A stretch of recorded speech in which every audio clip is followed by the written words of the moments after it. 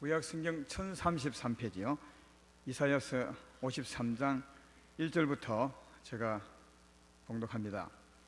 우리가 전한 것을 누가 믿었느냐? 여호와의 팔이 누구에게 나타났느냐?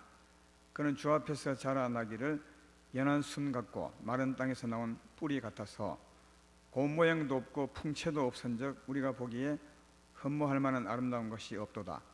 그는 멸시를 받아 사람들에게 버림받았으며 강고를 많이 겪었으며 질고를 아는 자라. 마치 사람들이 그에게서 얼굴을 가리는 같이 멸시를 당하였고 우리도 그를 귀히 여기지 아니하였도다.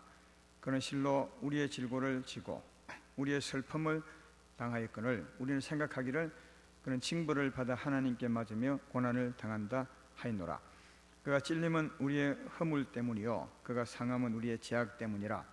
그가 징계를 받음으로 우리는 평화를 누리고 그가 채찍에 맞음으로 우리는 나음을 받았도다. 우리는 다 양 같아서 그릇 행하여 각기 제 길로 갔거늘 여호와께서는 우리 모두의 죄악을 그에게 담당시키셨도다. 아멘. 오늘은 제목을 잘 이해해야 되는데요, 예수 그리스도의 은혜, 그 은혜를 입히시는 그리스도 예수, 이런 제목으로 막 뽀안한 것 같죠. 예수 그리스도, 그리스도 예수. 예수 그리스도하고 그리스도 예수가 다른 점을 혹시 아십니까?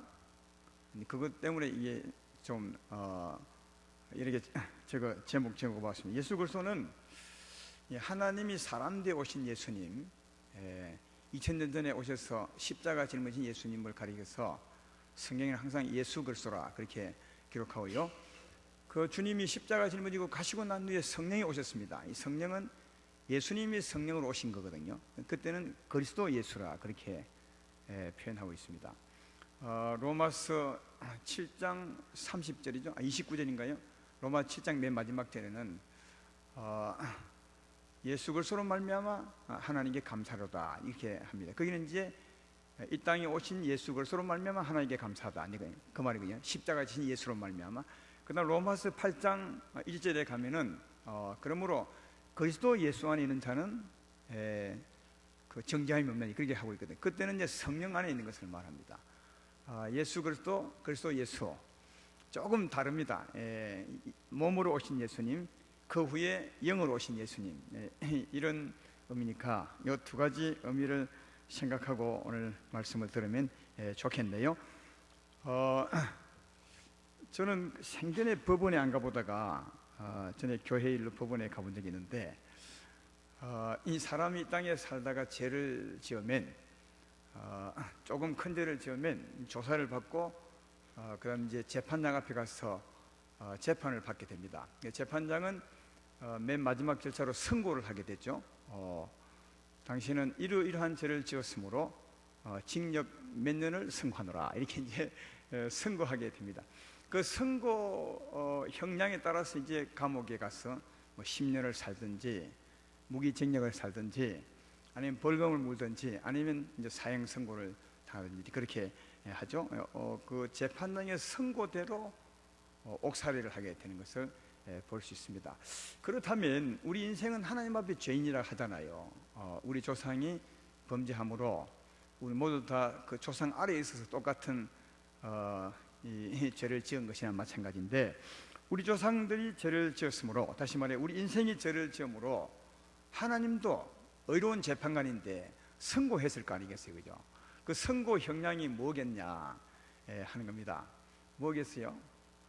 창세기 3장이 잘 나와 있습니다. 창세기 3장 14절로 19절에 아직 화면에 내면 안 됩니다. 거기 13절 19절을 다 읽어볼 수는 없고요, 제가 간단히 요약하면 그게 이제 하나님이 범죄한 아담과 하와에게, 우리 조상에게 하나님이 선고한 거죠. 너희가 죄를 지었으므로 이렇다. 이게 재판장이신 하나님이 우리 인생에게 선고한 건데, 그 선고 형량을 요약해보면 어떤 거냐 하면, 우선은 범죄한 우리들을 마귀 아래 맡깁니다. 감옥 가면 간수들이 있잖아요. 죄인들을 간수하는 간수가 있는 것처럼 하나님은 마귀의 유혹을 받아 죄 지은 우리 인생을 마귀 아래에다가 맡기는 것을 볼 수 있습니다. 마귀가 주관하게 만들죠. 우리 죄인을 주관하는 것은 합법적입니다. 창세기 3장 14절에 보면 이 뱀에 대해서, 다시 마귀에 대해서 말하죠. 여호와 하나님이 뱀에게 이르시되 내가 이렇게 하였으니 내가 모든 가축과 들의 짐승보다 더 저주를 받아. 이제 뱀도 저주를 받죠. 왜냐하면 유혹한 죄가 있으니까요. 그러나 그건 이제 다음에 말하고요. 오늘은 사람에 대해서만 하겠습니다. 아니고 살아있는 동안 너는 흙을 먹을지니라, 그렇게 되어 있습니다. 뱀이 흙 먹는 거 보았습니까? 또 마귀를 상징하겠는데 마귀가 흙 먹는 건 못 보잖아요. 흙이 뭐냐? 19절에 가면 답이 나와 있습니다. 아담 보고 하나님이 너는 흙이니 흙으로 돌아가라, 그렇게 되어 있거든요. 사람에게는 두 가지 성분이 있습니다. 하나님께 온 성분이 있는가 하면 흙으로부터 온 성분이 있습니다. 하나님께 온 성분은 영이고요, 우리 안에 영이고, 땅으로부터 온 성분은 우리 육체와 이 바깥 마음이라 하죠. 우리 마음을 하나님이 속마음, 바깥 마음 이렇게 나누는데 그 바깥 마음까지가 흙에서 온 거거든요. 여러분, 짐승도 보면 육체만 있는 것이 아닙니다. 마음도 있습니다. 짐승이 그렇죠. 그래서 때리면 아프기도 하고 싫은 시중도 하잖아요. 이 짐승은 흙에서만 온 거거든요. 흙에서 왔지만 육체도 있고 마음이 좀 있습니다. 사람도 하나님께 온 속마음, 양심이 있는가 하면 바깥 마음도 있거든요. 이 바깥 마음과 육체가 흙에서 온 거거든요. 이 흙을 누구에게? 마귀에게 먹으라고 한 겁니다. 그래서 마귀가 이때 이후로 죄전 우리 인생들의 흙을 먹죠. 우리 육체와 마음을 먹는 겁니다. 그래서 이 마음에는 이 마귀가 자기의 종 삼으려고 마귀의 성질을 집어넣는 거죠. 마음은 마귀의 성질이 뭐죠? 대표적인 성질이요. 우리 인생의 대표적인 성질이 뭐겠습니까? 욕심입니다. 너는 내 아비인 마귀의 욕심을 따라 행하느니라. 요한복음 8장 44절에 한 것처럼 마귀의 대표적인 성질, 욕심입니다. 하나님의 대표적인 성질은 뭡니까? 사랑이죠. 그 마귀는 욕심을 우리 인생에 집어넣어서 탐욕의 사람으로 만든 겁니다. 그래서 우리 인생이 탐욕의 사람으로서 죄를 짓는 죄종이 된 것을 볼 수가 있습니다. 그리고 또 하나는 마귀가 우리 인생의 육체를 병들게 하죠. 이렇게 마음을 힘들게 하고 또 육체를 병들게 하는 것을 볼 수가 있고요. 또 인생이 범죄했음으로 말미암아 하나님이 선고 행령 중에 하나 있는 것은 이 땅이 저주를 받아서 네가 평생 수고해야 먹고 살 것이라, 그렇게 말했습니다. 땅이 가시와 은근키를 내기 때문에 네가 농사 짓는 대로 안 될 것이다, 그렇게 말했습니다. 범죄하기 전에는 하는 일이 잘 됐습니다. 수고하지 않아도 풍성한 은혜를 누리며 살았는데 범죄하고 난 후에는 땅이 저주를 받아서 하는 일이 안 되는 거예요. 하는 일이 안 되면 가난해질 수밖에 없는 거죠. 삶의 어려움이 온 겁니다. 평생 네 삶이 어려움 가운데 살다가 그 다음 너는 흙이니 흙으로 돌아가고 영혼은 지옥으로 가는 게, 이게 이제 하나님의 선고 형량이에요. 지금 제가 간단하게 말했지만 굉장한 이제 내용이 있는 거죠. 그래서 실제로 우리 인생은 그때 이후로 보면 하나님이 선고한 대로 살고 있잖아요. 사람을 보십시오. 얼마나 욕심이 많은지 모릅니다. 욕심 때문에 싸우고 갈라서고 이혼하고 욕하고 이렇게 합니다. 이 욕심 때문에 싸우는 거거든요. 욕심 때문에 안 빼앗기라고 더 가지려고 싸우거든요. 그래서 이 욕심 때문에 우리 인생은 늘 염려하고 삽니다. 이거 안 되면 어떡하지? 이거 어쩌면 이 사업 망하면 내가 어찌하지? 늘 이 욕심 때문에 죽을까봐 염려하고 살죠. 욕심 때문에 병들어 죽을까봐, 욕심 때문에 사업이 안 되어 죽을까봐, 욕심 때문에 굶어 죽을까봐, 하여튼 욕심 때문에 늘 한마디로 말하면 죽을까봐 죽음의 종로로 타고 이렇게 살아가는 인생의 모습을 볼 수 있습니다. 히브리서는 이런 말씀을 간단하게 어떻게 했냐면 히브리서 2장 14절로 15절에 보면 이렇게 되어 있어요. 자녀들은 헬과 육에 속하였음에 그도 또한 같은 모양으로 헬과 육을 함께 지니심은 죽음을 통하여 죽음의 세력을 잡은 자 마귀를 멸하시며, 그 다음 봐요. 마귀 아래에 있는 인생을 어떻게 한마디로 표현하냐면 죽기를 무수함으로 평생에 매여 종로로 타는 모든 자들을 놓아주려 하심이라. 우리 인생은 평생에 죽음에 매여 삽니다. 그 사람들을 가만히 들어보면 무슨 말 제일 많이 하냐면 세상 사람들요, 죽을까봐 제일 염려 많이 합니다. 특별히 우리나라 사람들은 입에서 말만 내면 죽는다는 말입니다. 이 죽을까봐 정말 이 염려하는 것을 볼 수 있다. 이게 이제 욕심 때문에 두려워서 늘 죽음에 사로잡혀 살아가는 모습을 볼 수 있습니다. 마음에 평안이 없는 거죠. 마음 고생입니다. 그리고 마귀는 우리 인생이 얼마나 병 많이 듭니까? 병원 안 가보셨죠? 병원 안 가는 것만큼도 정말 축복이에요. 조금 큰 병원은 병실이 없습니다. 이분 몇 달 기다려야 됩니다. 서울 같은 데는요. 어떻게 우리 인생이 병듭니까? 성경에 의하면 세상은 모르지만 마귀가 자기의 종들, 귀신들을 사람마다 파송해가지고 그 육체를 병들게 하는 거죠. 그래서 성경에 보면 귀신 들려 꼬부라진 사람, 귀신 들려 눈먼 사람, 귀신 들려 기머거리, 귀신 들려 병든 사람이 많이 있죠. 다 모든 병이 다 귀신 들려 그런 것은 아니지만, 그러나 하나님께서 육체를 마귀에게 맡긴 겁니다. 마귀로 하여금 먹게 했기 때문에 마음도 병들고 육체도 병든 것을 볼 수가 있다 하는 겁니다. 그리고 아까 말했던 것처럼 얼마나 우리 삶이 힘듭니까? 그렇죠? 왜냐하면 하는 일이 안 되거든요.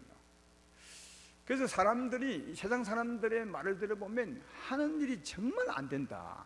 예수 믿고 난 후에도 그런 고백하는 사람이 얼마나 많이 있습니까? 그러니까 삶 때문에 염려하고 걱정하고, 그리고 실제로 하는 일, 내가 일한 만큼 소산을 먹지 못하기 때문에, 일한 만큼 열매를 거두지 못하기 때문에 그 가난 때문에 굉장히 고생하는 것을 볼 수가 있다. 이게 우리 인생의 삶의 모습이죠. 한마디로 말하면 마음이 피곤하고 몸도 피곤하고 산도 피곤한 가운데 살아가는 것이 우리 인생의 삶이 아닌가, 그렇게 생각합니다. 왜 우리 인생이 이렇게 사느냐? 범죄함으로 말미암아 하나님이 선고한 겁니다. 우리 조상의 범죄로 말미암아 하나님께 이런 선고를 받아서 산 겁니다. 우리는 죄를 짓지 않았는데 왜 우리는 동일한 그런 선고 형량 따라 살아가고 있습니까? 그렇게 말할 분이 계시겠죠. 우리는 조상들의 후손입니다. 내 조상이 범죄했으므로 나도 그 안에 속했기 때문에 나 역시 그런 삶을 살 수밖에 없는 것입니다. 혹시 아이를 가지고 감옥에 들어가는 여자분들이 있거든요. 그럼 감옥에서 아이를 낳잖아요. 그러면 그 아이를 밖에 떼 안 놓습니다. 역시 감옥에서 삽니다. 자기 엄마가 감옥에 들어갔는데 아이도 감옥에서 나오면 감옥에서 삽니다. 물론 살아야 된다는 의무는 없지만 그렇게 살거든요. 마치 우리도 그 조상의 아이처럼 후손이어서 그 죄로 말미암아 똑같은 하나님의 선고 아래 살게 된다는 것을 볼 수가 있습니다. 그러니까 사랑하는 여러분, 우리 인생이 이게 죄로 인한 죄값입니다. 다시 말해 일종의 감옥살임을 기억하셔야 돼요. 우리 인생이 이렇게 어렵게 사는 것은 죄로 인한 그 죄값을 치르는 일종의 감옥 생활이에요. 이사야서 40장 2절에 보면 이 감옥 생활이 끝난 사람을 두고 복역의 때가 끝났다. 복역의 때가, 전에는 감옥을 복역이라 했잖아요. 복역의 때가 끝났다 이렇게 말하는 것은 우리 인생의 삶이 죄로 인해서 감옥살이 하고 있는 것을 볼 수가 있다. 여러분, 인생길은 감옥살입니다. 창살 없는 감옥이 아니라 감옥 없는 감옥에서 살고 있는 게 우리 인생이라는 거예요. 부인해도 하나님은 그렇다고 말씀합니다. 그렇다면 우리 인생의 이 고난, 고통스러운 이 삶, 저주 같은 이 삶이 죄로 인한 감옥살이라면, 여기서 건져내려면, 여기서 나오려면 어떻게 해야 되겠습니까? 어떻게 하면 우리가 거기서 나올 수 있겠습니까? 누군가 감옥살이를 대신해 주어야 돼요. 우리 인생이 일생 동안 아까 말했던 것처럼 그런 어려운 삶을 살아야 하는데, 그러다가 죽어야 하는데, 그 일생 동안 삶을 누가 일생 동안 대신 살아줘야 돼. 그것도 죄 없는 분이 사셔야 돼. 죄 있는 인생은 죄 있는 인생의 죄를 대신할 수 없는 겁니다. 죄 없는, 그것도 사람이, 왜? 사람의 죄는 사람이 담당할 수 있는 거 아니겠습니까? 자주 말하지만 사람의 죄를 호랑이가 담당할 수 있습니까? 사람의 죄는 사람이 담당할 수 있는데, 그것도 죄 없는 사람이 대신 감옥살이를 해줘야 돼요. 감옥살이가 뭐라고요? 일생 동안 감옥 없는 감옥에서 아까 말했던 그런 삶을 대신 살아줘야 드디어 거기서 죄 사함받고 나올 수 있는 거예요. 그래서 예수님이 오신 거예요. 그리고 예수님의 삶을 보면 분명히 그렇게 기록하고, 히브리서 2장 17절로 18절에 예수님의 삶을 이렇게 말하죠. 그러므로 그가 범사의 형제들과 같이 되시니 마땅하다. 그가 범사의 형제들과 같이 되시니 마땅하다. 이는 하나님의 일에 자비하고 신실한 대제사장이 되어 백성의 죄를 속량하리 하심이라. 그가 시험을 받아 고난을 당하셨은즉 시험 받을 능히 도우실 수 있느니라. 예수님은 오셔서 범사에 우리 인생과 똑같이 살았다는 거예요. 왜 똑같이 살아야 되는 것입니까? 그 뒤에 말하죠. 백성의 죄를 속량하기 위해서는 그게 백성의 죄값이기 때문에 똑같이 살아야 우리 인생을 거기서 구원해낼 수 있다는 거예요. 똑같이 살아야. 우리 인생기가 그것도 가장 험하게 산 사람보다 더 험하게 사셔야 돼. 그래야 덜 험하게 산 사람의 죄도 포함해서 담당해 줄 수 있지 않겠습니까? 그리고 히브리서 4장 15절에도 이렇게 말하죠. 우리에게 있는 대제사장은 우리의 연약함을 동정하지 못하실 리가 아니요 우리 모든 일에 우리가 똑같이 시험을 받으신 이로되 죄는 없으시니라. 여기 이제 연약함을 동정하다 이랬는데 전에 성경책은 연약함을 체휼하지 아니하시니까, 그 체휼이 더 좋은 표현이죠. 체휼은 몸에 아예 감당을 하는 거예요. 자기 몸에 다 체험하는 거지. 우리 인생의 저주를 전부 몸에 체험하는 거예요. 그걸 체휼이라 그래. 우리 인생과 똑같이. 왜요? 우리 인생살이와 똑같이 해줘야 그것이 우리 인생의 죄값을 치르는 것이기 때문에 그리 하신 것이라 그렇게 말하죠. 근데 한 가지 차이는 있습니다. 그는 죄 없는 분, 우리는 우리 죄 때문에 일생 그렇게 저주의 길을 가야 되지만 예수님은 죄가 없는 분으로서 그렇게 가신, 그래서 우리를 위한 거라는 거예요. 자기 죄 때문이 아니라 우리의 죄 때문이라는 거예요. 따라서 그는 죄가 없기 때문에 마귀의 종로로 산 것은 아닙니다. 죄인은 아닙니다. 하지만 죄인같이 죄인이 받을 저주를 대신 그가 받은 거죠. 제 말 이해되면 아멘 합시다. 그렇게 받은 것이, 왜 우리를 이 일생의 저주에서 건져내시려고 일생의 우리와 똑같은 길을 가신 것을 볼 수 있습니다. 그래서 히브리서 조금 전에 그 위에 2장 14절로 16절에 아까 조금 읽었지만 한 번 더 읽어보면, 자녀들은 혈과 육에 속하였음에 그가 또한 같은 모양으로, 그죠? 우리가 사람이니까 주님도 사람으로 오셔야 돼요. 왜? 사람의 죄를 담당하기 위해서 같은 모양으로 혈과 육을 함께 지니심은 죽음을 통하여 죽음의 세력을 잡은 마귀를 멸하시며, 그러니까 우리의 간수 노릇하는 마귀에게서 벗어나게 한다는 말이죠. 또 죽기를 무수함으로 한평생 매여 종로로 사는 모든 자들을 놓아주리 하심이니 이는 확실히 천사들을 붙들어주리 하심이 아니요 오직 아브라함의 자손을 붙들어주리 하심이라. 그러니까 인생을 건져내리고 그런 삶을 사셨다는 거예요. 사람과 똑같이 오셔서 사람과 똑같이 사셨다는 거예요. 왜? 그래야 인생을 속량하고 거기서 건너낼 수 있기 때문에 주님이 그리 하셨다. 사랑하는 여러분, 그동안 살아오면서 얼마나 많은 병에 걸려 보셨습니까? 몇 번 감기에 걸리셨고, 몇 번 무좀이 걸렸고, 몇 번 또 중환병에 걸리셨습니까? 그 병들 때 참 고통스럽죠. 물론 병에 따라 다 차이가 있겠죠. 그 모든 병의 고통을 주님이 다 그 몸에 체휼했다는 거예요. 다 담당했다는 거예요. 그리고 앞으로도 예수 믿지만 앞으로도 가면서 많은 병이 걸릴 거예요. 그 병도 이미 주님이 담당했다는 거예요. 할렐루야. 왜 우리는 앞으로 또 병 걸릴 것이라고 생각하시면 주님이 담당했다는데, 주님이 전에부터 앞으로 일생의 병을 그 몸에 다 담당했다는 거예요. 죄로 인한 저주를 주님이 대신 받았다는 거죠.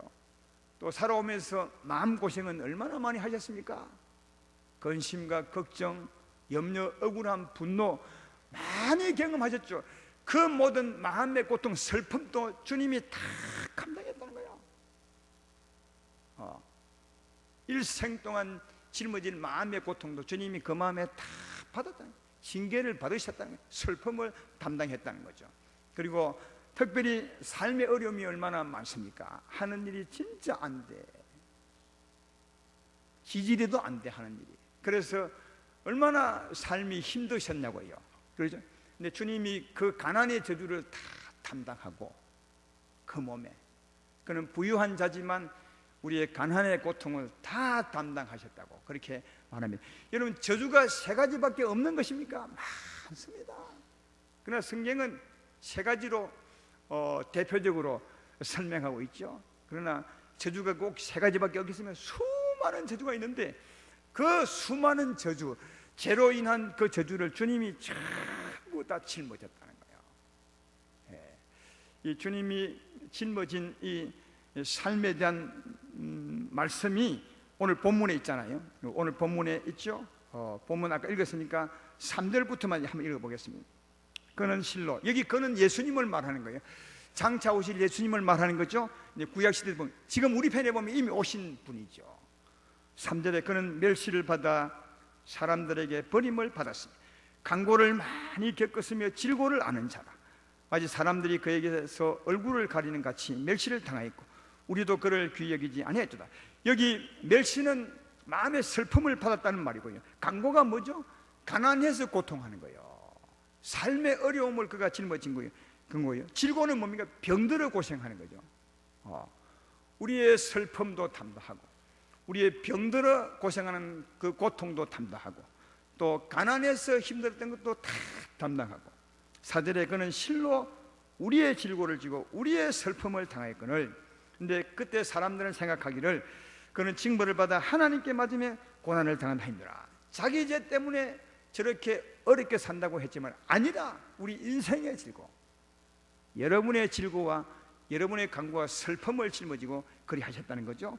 그래서 그가 찔림은 우리의 허물 때문이요 그가 상함은 우리의 죄악 때문이라. 그가 징계를 받음으로 우리가 평화를 이루고 그가 채찍에 맞음으로 우리가 나음을 입었도다. 할렐루야. 그러므로 그가 우리 일생의 저주를 다 그 몸에 짊어졌기 때문에, 우리는 감옥살이를 해 주었기 때문에 더 이상 감옥살이 할 필요가 없다는 거예요. 그래서 그를 믿으면 죄에서 용서를 받는 것입니다. 그를 믿으면 죄에서 용서 받는 것입니다. 죄에서 용서 받으면 마귀에게서 나오는 거예요. 왜? 감옥살이가 끝났으니까 간수 아래서 나오는 거죠. 그뿐입니까? 죄로 인한 저주, 병들고 슬프고 하는 일이 안 되는 거죠.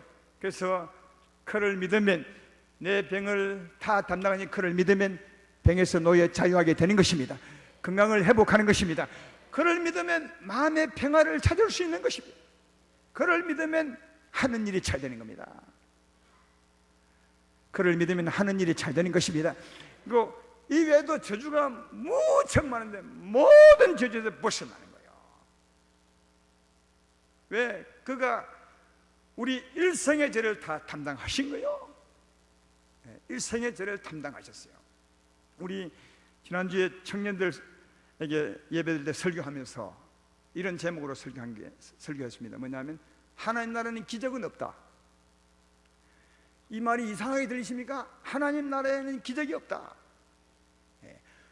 여러분, 우리 기적이 얼마나 많습니까? 병 낫고 일이 잘 되고 기적이 많죠. 그러나 기적이 아니라, 기적이라는 말은 어떨 때 쓰는 것입니까? 아무 일도 안 했는데 신기한 일이 일어난 것을 기적이라 하잖아요. 아무 노력도 수고도 없는데 이상한 일이, 도무지 이해 안 되는 일이 일어났을 때 기적이라 하죠. 그러나 하나님 나라는 그런 일이 없다는 거예요. 왜? 여러분, 전부 주님이 수고한 거예요. 주님이 예수고 대신 매를 맞고 대신 가난하고 대신 저주를 받고 멸시를 당하고 주님이 다 짊어진 거예요. 아무도 안 한 것이 아니라, 신기한 일이 아니라 주님이 전부 수고한 거예요. 주님의 수고로 말미암아 병 낫는 거예요. 그러니까 병 나은 것은 기적이 아니라 주의 은혜라는 거예요. 기적은 누가 손도 안 했는데 나는 것을 기적이 하잖아요. 그러나 하나님 나라는 그런 기적 없어요. 몰라서 그렇지, 보지 못해서 그렇지, 못 들어서 그렇지, 주님이 전부 아마 우리 병보다 훨씬 더 많은 고통을 겪으시고 우리 병 치료해 주는 것이니까 거기에는 공짜가 없는 거요. 주님이 다 담당하신 겁니다. 우리는 다만 믿음으로 가면 됩니다.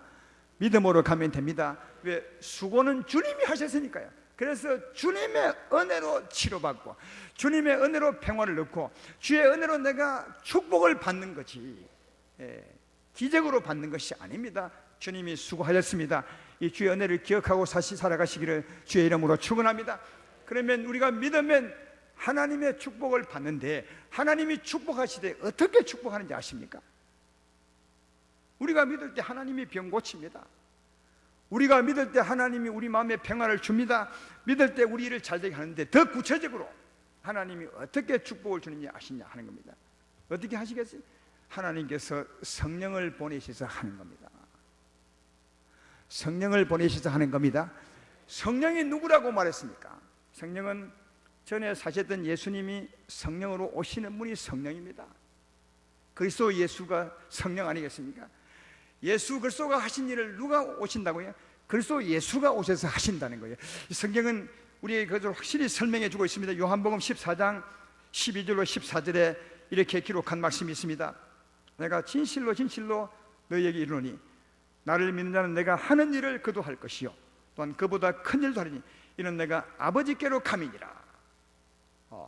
이게 아버지께로 가는 일은 누굽니까? 예수 그리스도입니다. 사람이신 주님이 십자가 짊어지고 하나님께로 가는 것입니다. 우리의 죄짐을 지고 가는 것입니다. 그럼 이가 가면 누가 오시겠어요? 성령이 오십니다. 성령이 오십니다. 성령은 누굽니까? 그리스도 예수입니다. 전에 우리 위해서 사셨던, 우리 위해서 매 맞았던 그분이 성령으로, 영으로 다시 오는 분, 이게 그리스도 예수입니다. 내가 가면 성령으로 오신다는 거죠. 요한복음 읽었던 바로 그 말씀 뒤에 그 말씀을 쫙 쓰고 있습니다.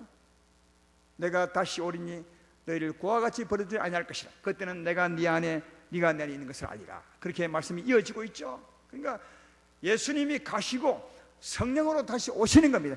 그래서 예수로 오시는 거죠. 그때 이렇게 말하면 요한복음 14장 12절로 14절 한 번 더 보면 13절에 보면 너희가 내 이름으로 무엇을 구하든지 내가 행하리니 이는 아버지로 하여금 아들로 말미암아 영광을 받으시게 하려 함이라. 내 이름으로 무엇이든지 내게 구하면 내가 시행하리라. 누가 한다고요? 이거 누구? 성령이시죠. 내가 다시 오신 내가 한다는 거예요. 하나님이 우리를 축복하시되 예수님을 성령으로 보내사 전에 우리 위해서 짐졌던 그분을 성령으로 보내서 그분으로 하여금 치료하게 한다는 거예요. 그래서 우리가 병들 때 믿으면 누가 치료한다고요? 오신 성령이 하시는 것입니다. 오신 예수님이 하시는 겁니다. 또 예수님이 평화를 주는 겁니다. 요한복음 14장 26절로 27절에 그렇게 말하죠. 보혜사 곧 아버지께서 내 이름으로 보내실 성령 그가 너에게 모든 것을 가르치고 내가 너에게 하는 모든 것을 생각내 하시리라. 평안을 너에게 끼치노니 곧 나의 평안을 너에게 주노라.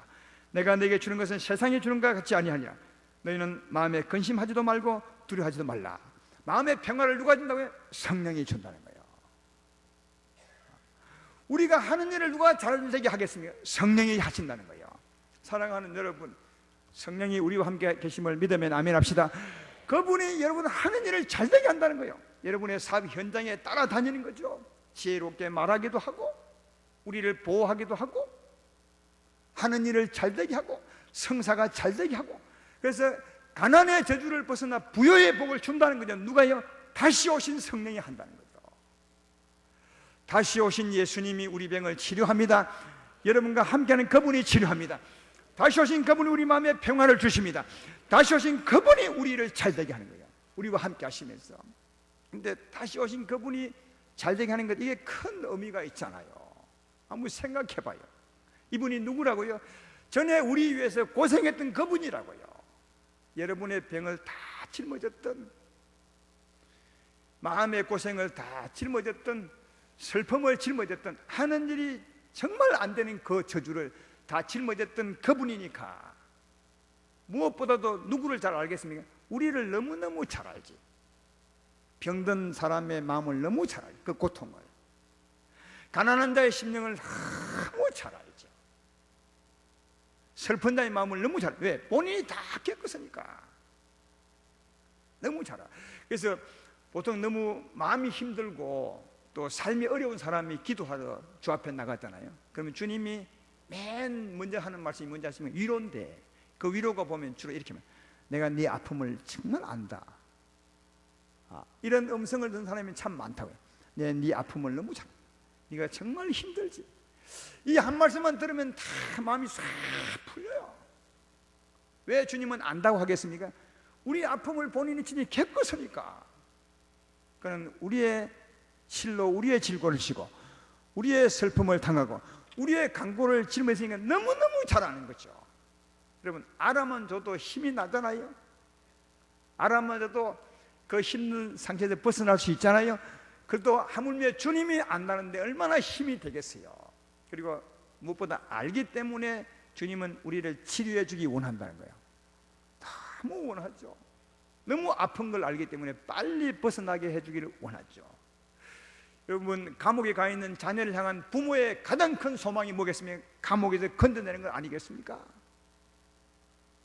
그러면 우리가 죄로 말미암아 그 고통과 슬픔과 하느니 안 되는 저주 가운데 사는 건데, 우리의 사랑이신 부모님이 얼마나 거기서 건져내 주기를 원하겠어요. 우리 아픔도 너무 잘 아시니까. 그러니까 아픔을 알기 때문에 속히 건져주기를 원하는 거죠. 속히 치료해 주기를 원하는 거죠. 그것도 반드시. 그래서 그분이 온 것은 너무너무 큰 의미가 있는 것은 우리를 아시기 때문에 그는 속히 반드시 치료한다는 거예요. 반드시 축복을 주신다는 거예요. 따라서 우리 향하신 이 마음, 여러분과 함께 계신 그 예수의 마음이 이런 마음을 기억하고, 나를 향한 주의 마음이 나를 빨리 치료해 주는 것이고, 내 슬픔을 제하여 기쁨 있게 하는 것이고, 내 하는 일을 잘되게 해주기 원하는 분이시구나, 나를 향한 주의 소망이 그런 것이구나, 이런 나를 향한 주의 마음을 가지고 주 앞에 기도하시면 주님이 속히 치료해 주죠. 그러므로 이런 마음은 버리십시오. 내가 참 못되고 주님 보시기에 바르게 안 사는데 나 같은 사람을 치료해 줄까? 이런 마음 가지고 주 앞에 기도하는 분 참 많더라고요. 의외로. 사랑하는 여러분, 그 여러분의 모든 저주를 주님이 다 담당하셨습니다. 왜 담당하시냐 아시겠습니까? 평화를 주리고 건강을 주시려고, 하는 일을 잘되게 하려고 그리했으니까 제발 그런 마음 품지 마시고 믿음으로 담대히 나가셔서. 그래서 주님은 그런 마음을 너무 잘 알았어. 내 앞에 나올 때는 담대한 마음으로 나오라. 담대한 마음, 담력을 가지고.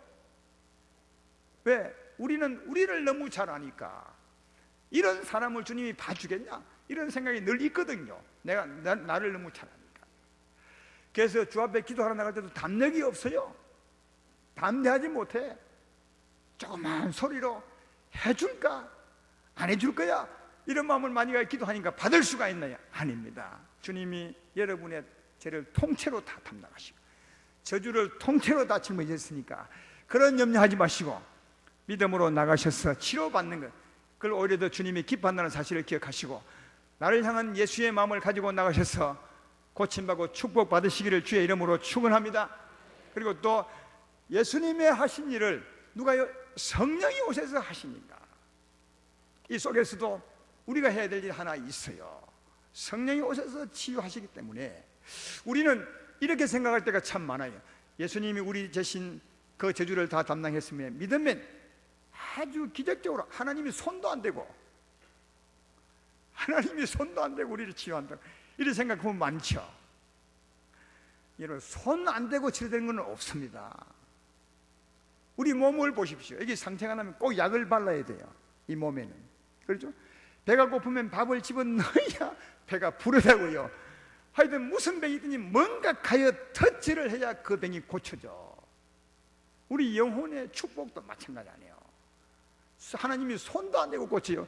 그렇지 않아요. 하나님이 눈에 보이지 않지만 손 대고 고쳐요. 누구를 보낸다고요? 예수님을 보낸다고요. 성령을 보내서 고치는 거예요. 그러니까 성령이 고치기 때문에 우리가 해야 될 일이 있는 거예요. 첫째 두 가지인데, 하나는 내가 예수님의 입장에서 도와줄 때가 있어요. 그렇죠? 믿음이 좀 좋고 은혜를 일찍 받은 사람은 믿음 약한 사람을 예수님 입장에서 도와주는, 다시 말해 예수님이 우리 통해서 도와주는 거죠. 그런 사람은 성령 충만함을 꼭 받으셔야 돼요. 왜? 내가 하는 것이 아니라 성령이 하시니까. 성령이 하시기 때문에 꼭 성령 충만을 받으셔야 돼요. 성령의 권능을 힘입으셔야 주님이 나를 통해 그 사람을 고칠 수 있는 것은 성령이 고치기 때문에 그래요. 사람이 고치는 것이 아니라. 그래서 예수님의 입장에서 고쳐주는 사람은, 믿음이 좀 큰 사람은 성령 충만을 받으셔야 되고, 또 고침받는 사람은 어떻게 해야 되느냐? 꼭 하나님의 성령이 내게 오도록 길을 내어주셔야 돼요. 내가 병 고침 받고 싶은데 마음은 딱 걸어잠그고 나는 안 믿습니다. 예수님이 어디 계십니까? 예수님이 어떻게 고칩니까? 약이 고치지. 이런 사람은 이미 마음문을 잠그고 있는 거예요. 큰 벽을 하나님 앞에 치고 있는 거죠. 콘크리트 벽을 이렇게 가로막고 있는 거죠. 그러면 아무리 기도해도 하나님이 역사치 않아요. 왜? 성령이 들어가야 고치는데 성령이 들어갈 길이 없잖아요. 길을 막아버렸으니까. 꼭 길을 내셔야 돼요. 도움받는 사람. 길을 내는 것이 무엇입니까? 회개하는 거예요. 회개하는 거예요. 회개하는 것입니다. 여러분, 회개는 길을 내는 것 아니겠습니까? 죄를 짓는 것은 하나님을 떠나는 것이고 하나님 앞에 담을 쌓는 게 죄를 짓는 것이라면, 이사야서 59장 2절에 그렇게 말하죠. 너희 죄가 하나님과 너희 사이를 내었고 죄가 멀어지게 했다는 거예요. 너희 죄가 하나님 앞을 가로막았다고 말하고 있는 거죠. 그러니까 우리 죄가, 죄를 지으면 하나님에게 떠나가는 것이고 하나님 앞을 가로막는 거예요. 우리 죄가. 회개는 무엇입니까? 회개는 담을 허무는 거예요. 하나님께 돌아오는 것입니다. 그래서 성경에 늘 회개라는 말이 나올 때 보면 언제나 회개하고 돌아오라. 왜 회개가 돌아오라는 말씀입니까? 회개 자체가 돌아오는 거라고요. 믿음이 약한 사람은 회개하면 주님을 향해서 길을 열어 드리는 것입니다. 그리고 하나 더 할 일이 있죠. 길을 열어 드렸다면 주님 앞에 어떤 마음을 가야 되겠습니까? 주여, 내가 속히 오셔서 나를 만져 치료해 주십시오. 이 두 가지를 합니다. 너무너무 쉽죠. 회개하는 마음으로 주님을 바라보시고 주님을 향해 소리 내어서 입술로 시냐, 주여 내게 오시사 이 병을 고쳐주십시오. 이 마음을 만져주십시오. 내게 오시사 내 하는 일을 잘되게 해주십시오. 이렇게 하면 충분한 겁니다. 충분해요. 성령 충만함으로 이웃을 도와주시기를 주의 이름으로 축원합니다. 또 성령 오시는 길을 내십시오. 회개하십시오. 그리고 주의 이름을 부르십시오. 주의 내게 오시사 나를 만지시고 치료해 주십시오 하시면 주님이 달려오셔서 여러분을 만지시고 치료해 줄 줄로 믿습니다. 근데 이게 제일 안 되는 거예요. 기도해 주는 사람도 이걸 모르니까 성령 충만함으로 주님을 의지해서 하지 않고 기도 받는 사람도 길을 안 내는 거예요. 회개하기는 싫고 병 고침 받기는 원하고. 맞죠?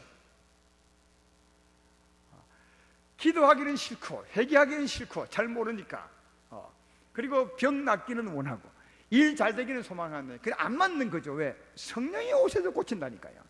성령이 타치를 하셔야 돼. 성령이 내 병을 만지셔야 돼. 성령이 내 마음을 만지셔야 돼. 성령이 나와 함께 하셔야 내 하는 일이 잘 되는 거예요. 내가 딱 가로막고 성령이 올 길을 막아버린다면 하루를 다니도 나 혼자 다니는 거죠. 하나님은 그에게 떨어져 다닐 수밖에 없으니까 결코 그가 하는 일이 잘 될 수가 없는 것은 성령이 잘 되게 하시기 때문에 그렇다는 것입니다. 그러므로 기도하십시오. 회개하여 길을 내십시오. 믿음으로 주의 이름을 부르십시오. 그래서 꼭 고침받기를 주의 이름으로 축원합니다. 사랑하는 여러분, 우리 주 예수 그리스도께서 몸을 입고 오셔서 우리의 죄의 짐 저주를 다 그 몸에 이미 다 담당하셨어요. 병을 짊어지시고 슬픔을 감당하셨고 가난의 저주를 다 담당하셨습니다. 모든 저주를 그 몸에 다 체류하셨어요. 믿으면 이제는 거기서 벗어나 하나님의 축복 가운데 있게 될 줄로 믿습니다. 믿으면 이제 병은 우리 것이 아니라는 거예요. 믿으면 저주는 우리 것이 아니라는 거예요. 믿으면 슬픔은 우리 것이 아니라는 거예요. 이제는 감옥사에서 나왔잖아요. 이제는 감옥사에서 벗어났어요. 마귀도 우리를 주관할 수 없는 거예요. 따라서 이제 믿으신다면 병이 내 것이 아니라 건강이 내 것이고, 믿으신다면 슬픔이 내 것이 아니라 마음의 평안이 내 것이고, 믿으신다면 하는 일이 안 되는 것이 내 것이 아니라 하는 일이 잘 되는 것이 내 것이다. 이 일을 위해서 예수님이 나와 함께 계시니 주님 언제나 나를 지키시고 건강하게 하시고 평안을 주실 것이다. 하는 일을 잘 되게 하실 것이다. 이렇게 믿음으로 사셔야 돼요. 믿는다면 이제는 저주가 내 것이 아니라 축복이 내 것임을 믿고 사셔야 돼요. 왜 이 말 내가 침을 튀겨가면서 하느냐 하면, 믿으면서도 아직까지 옛날 그 살았던 뭐랄까요, 경험 때문에 내가 잘 될까? 하는 일이 잘 될까? 늘 이렇게 생각하고 산다고요. 이미 저주는 끝났어요. 안 되는 일은 이미 끝났고요. 이제는 하나님이 우리를 잘 되게 하는, 이게 우리 일이에요. 따라서 언제나 주님 앞에서 믿음으로 사시기를 주의 이름으로 축원합니다. 믿음의 마음대로 살아야 된다는 거죠. 건강이 내 것입니다. 평화가 내 것입니다. 그래서 혹시 병이 든다 해도 병은 내 것이 아니야. 너는 예수 이름으로 떠나갈지어다. 이렇게 해야 맞잖아요. 하루에 적어도 한 번이라도 자기 몸을 향해서 모든 저주는 떠나갈지어다. 너는 내 것이 아니라 나는 하나님의 축복이 내 거야. 병은 떠나갈지어다. 슬픔도 떠나갈지어다. 어둠도 사라질지어다. 또 안 되는 일도 사라질지어다. 이렇게 예수 이름으로 선포하고 건강이 내 것이며 하는 일이 잘 되는 것이 내 것이며 마음의 평화가 내 것임을 믿고 산다면 정말 믿음대로 축복 가운데 살 수 있는 거죠. 그렇게 선포하십니까? 하지 않죠. 아침에 일어나서 오늘 일 잘 될까? 잘 안 될 거야? 어제도 안 됐으니까 오늘 안 될 거야? 왜 이렇게 사십니까? 이미 감옥살이에서 벗어났는데. 이 병이 나을까? 큰 병이면 어떡하지? 그 믿음으로 사는 것이 아니라 여전히 감옥 속에 있는 삶이잖아요. 우리를 흑암의 권세에서 건져내시사 하나님의 사랑의 품에 옮겼다고 하는데, 감옥에서 벗어나 하나님의 나라로 옮겼다고 이미 하는데, 믿는다면 그럼 축복이 우리 것이지 왜 저주를 자꾸 내 것처럼 삼고 살아가냐고요. 그러니까 하는 일이 안 되는 거예요. 믿는 자가 안 믿으니까 안 되는 거예요. 따라서 믿는다면 믿음으로 받는 것, 그것이 우리 것임을 기억하고 그 축복을 누리며 사시기를 주의 이름으로 축원합니다. 그러나 병 고침받고 마음의 평안, 이건 전부가 아니에요. 축복이지. 진짜 우리가 바랄 것은 하나님을 경외하고 사는 겁니다. 이렇게 하신 하나님을 경외하고 사는 것입니다. 하나님 따라 사는 겁니다. 주님과 동행하며 사는 것입니다. 이게 진짜예요. 그러므로 예수의 은혜로 오신 그리스도 성령으로 말미암아 이 축복을 가지고 누리며 사시되 하나님을 경외하며 사시기를 주의 이름으로 축원합니다.